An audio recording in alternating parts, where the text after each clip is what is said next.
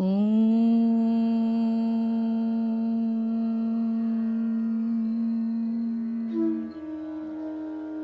श्री कृष्णाय नमः। ओम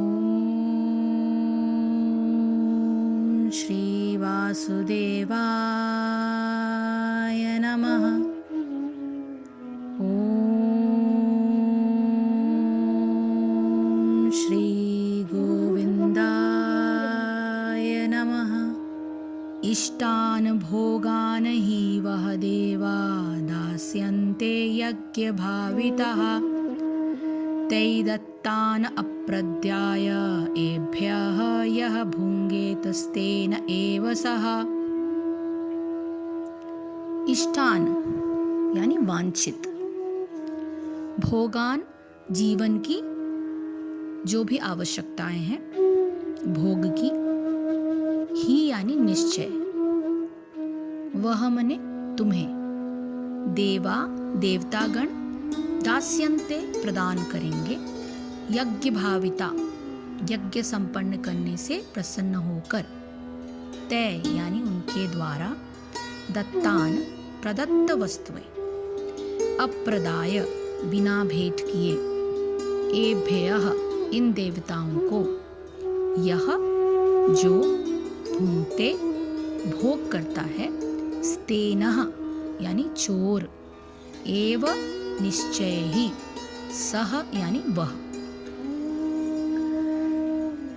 जीवन की विभिन्न आवश्यकताओं की पूर्ति करने वाले विभिन्न देवता यज्ञ संपन्न होने पर प्रसन्न होकर तुम्हारी सारी आवश्यकताओं की पूर्ति करेंगे, किंतु जो इन उपहारों को देवताओं को अर्पित किए बिना भोगता है वो निश्चित रूप से चोर है। अब ये बहुत बड़ी सी बात है कि आपको लगता होगा कि हम सभी एक्चुअली उसमें अक्सर ही शामिल हो जाते हैं कि ये मैंने कमाया है, चाहे वो नाम हो, पैसा हो, किसी भी तरह की मटेरियलिस्टिक चीज़ों को खरीदते वक्त हम ये सोचते हैं कि ये तो हमारा है। हम ये भूल जाते हैं कि ये हम जो भी कर पा रहे हैं ये तब तक मुमकिन नहीं जब तक ऊपर वाले का आशीर्वाद हमारे साथ ना हो। तो देवतागण भगवान विष्णु द्वारा भोग सामग्री प्रदान करने के लिए अधिकृत किए गए हैं, अतः नियत यज्ञों द्वारा उन्हें अवश्य संतुष्ट करना चाहिए। वेदों में विभिन्न देवताओं के लिए भिन्न भिन्न प्रकार के यज्ञों की संस्तुति है, किंतु वे सब अंततः भगवान को ही अर्पित किए जाते हैं। किंतु जो ये नहीं समझ सकता कि भगवान क्या है, उसके लिए देव यज्ञ का विधान है। अनुष्ठानकर्ता के भौतिक गुणों के अनुसार वेदों में विभिन्न प्रकार के यज्ञों का विधान है। विभिन्न देवताओं की पूजा भी उसी आधार पर अर्थात गुणों के अनुसार की जाती है। अभी उदाहरणार्थ अगर हम ये ले कि मांसाहारियों को देवी काली की पूजा करने के लिए कहा जाता है, जो भौतिक प्रकृति की घोर रूपा है, और देवी के समक्ष पशु बलि का आदेश है।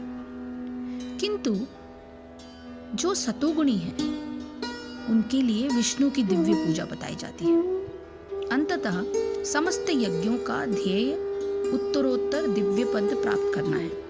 सामान्य व्यक्ति के लिए कम से कम 5 यज्ञ आवश्यक है, जिन्हें हम पंचमहायज्ञ कहते हैं। किंतु मनुष्य को ये जानना चाहिए कि जीवन की सारी आवश्यकताएं भगवान के देवता प्रतिनिधियों द्वारा ही पूरी की जाती है। कोई कुछ नहीं बना सकता,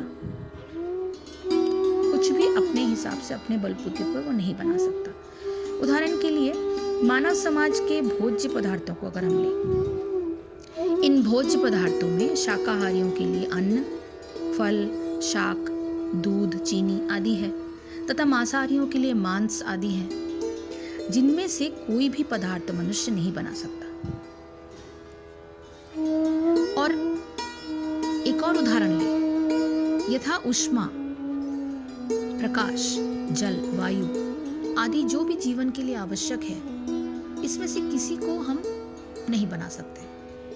परमेश्वर के बिना न तो प्रचुर प्रकाश मिल सकता है, न चांदनी, न वर्षा या प्रातःकालीन समीर, जिनके बिना मनुष्य जीवित नहीं रह सकता।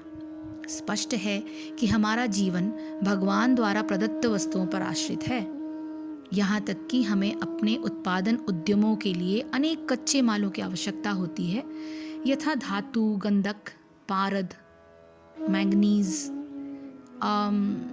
कई तरह की चीज़ें हैं जो आवश्यक वस्तुएं हैं और जिनकी पूर्ति भगवान के प्रतिनिधि इसी उद्देश्य से करते हैं कि हम अपना इनका जो समुचित उपयोग है उनको करके आत्म साक्षात्कार के लिए अपने आप को स्वस्थ एवं पुष्ट बनाएं, जिससे जीवन का जो चरम लक्ष्य है अर्थात भौतिक जीवन संघर्ष से मुक्ति प्राप्त हो सके। ये जीवन एक संघर्ष ही तो है।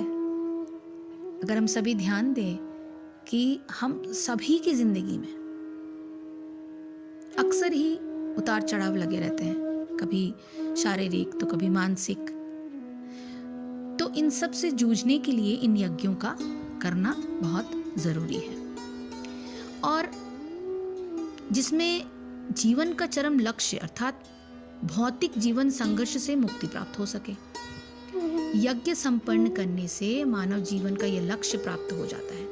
यदि हम जीवन उद्देश्य को भूलकर भगवान के प्रतिनिधियों से अपनी इंद्रिय तृप्ति के लिए ही वस्तु लेते रहेंगे और इस संसार में अधिकाधिक फंसते जाएंगे, जो कि सृष्टि का उद्देश्य नहीं है, तो निश्चय ही हम चोर हैं। हमें चोर की संज्ञा मिली है और इस तरह हम प्रकृति के नियमों द्वारा बार बार दंडित होंगे। चोरों का समाज कभी सुखी नहीं रह सकता, क्योंकि उनका कोई जीवन का लक्ष्य ही नहीं होता। वो दूसरों की चीजों पर अपना अधिकार जमाते हैं और खुश रहते हैं, तो उनका तो कोई जिंदगी का लक्ष्य है नहीं। और भौतिकवादी चोरों का कभी कोई जीवन लक्ष्य नहीं होता। उन्हें तो केवल इंद्रिय तृप्ति की चिंता रहती है। जरा सा पैसा आ गया तो हमें ये चाहिए वो चाहिए। अभी का जो कलयुग का समय है, इसमें अक्सर ही लोग भूल जाते हैं और सबसे ज़्यादा इंसान फिसलता है अपनी कामेंद्रियों की तृप्ति करने में। थोड़ा सा पैसा आ गया तो उन पैसों से वो भौतिक सुख खरीदने की कोशिश करता है। मदिरापान और कई तरह की जो गलत हरकतें होती हैं, उसमें वो अपने आप को लिप्त करता चलता है। उसे लगता है कि वाह, मेरे पास सारी चीज़ें हैं, मेरे पास तो पैसा है और पैसे से मैं कुछ भी खरीद सकता हूँ। लेकिन उसे ये समझ नहीं आता कि इन पैसों से वो अपने लिए और ज़्यादा सिरदर्द खरीद रहा है, क्योंकि उसके मन में संतुष्टि नहीं है। उसके मन में अगर संतुष्टि होती तो वो ऐसे गहरे दलदल में फंसकर अपनी जिंदगी को नरकीय नहीं बनाता, अपने आप को हंसी का पात्र नहीं बनाता, अपने आप को चोर नहीं बनाता। वो क्या करता? इन्हीं यज्ञों के द्वारा, जहाँ पे स्टेप बाय स्टेप हर जगह ये बताया गया है, गीता में हो और अन्य कई वेद हैं जहाँ पे इन सब चीज़ों का बड़ी सुंदर तरीके से विवरण है। तो अगर आप ध्यान दें तो हमारा लक्ष्य जो है वो खाली इंद्रिय तृप्ति की चिंता नहीं होनी चाहिए। तो ये वे नहीं जानते हैं कि यज्ञ किस तरह किए जाते हैं, किंतु चैतन्य महाप्रभु ने यज्ञ संपन्न करने की सरलतम विधि का प्रवर्तन किया है। यह है संकीर्तन यज्ञ, जो संसार के किसी भी व्यक्ति द्वारा जो कृष्णा भावनामृत के सिद्धांतों का अंगीकार करता है वो संपन्न कर सकता है। कोई संकीर्तन यानी आप कीर्तन करो, सबके साथ भजन करो, भगवान का नाम लो। तो मनुष्य अपने कर्तव्य कर्मों को उत्साहपूर्वक और नियम पूर्वक करता है तो उससे विविध देवता पुष्ट होते हैं। फिर वे मनुष्य के इच्छित भोगों को बिना मांगे ही देते रहते हैं। परंतु दूसरी ओर जो मनुष्य उनको पुष्ट किए बिना ही भोगों को भोगने की इच्छा रखता है, उसे भगवान ने चोर की संज्ञा दे दी। अभी ये भी देखने में आता है कि मनुष्य द्वारा रचित सिंचाई, विद्युत इत्यादि व्यवस्थाओं का उपयोग यदि विधि पूर्वक किया जाए और उनके संबंध में शुल्क आदि नियम पूर्वक दिया जाता रहे तो ये व्यवस्थाएं में उन्नति होगी। और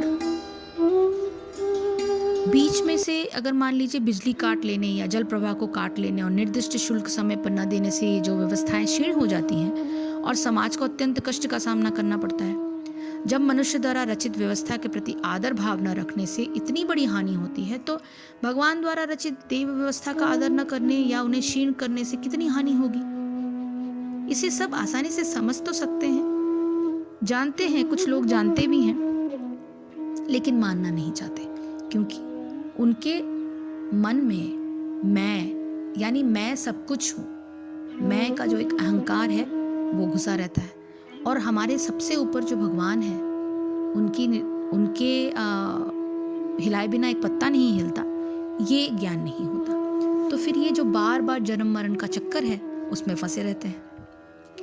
कर्तव्य कर्म को निरासक्त भाव से आचरण करने वाले पुरुषों से भिन्न जो मनुष्य भोग प्राप्ति के लिए कर्म करते हैं उनके विषय में भगवान ने अगले श्लोकों में चर्चा की है।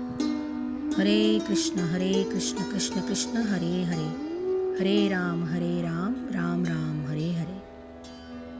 जय श्री कृष्ण, जय गुरुदेव।